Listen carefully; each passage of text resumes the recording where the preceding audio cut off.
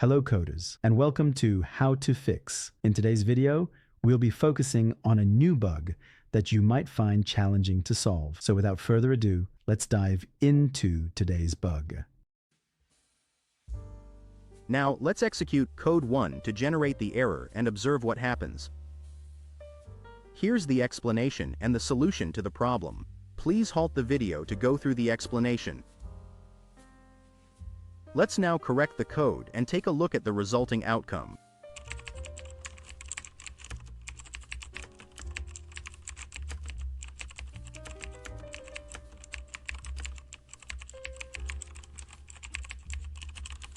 And there you have it. The code executes flawlessly and our output matches our expectations.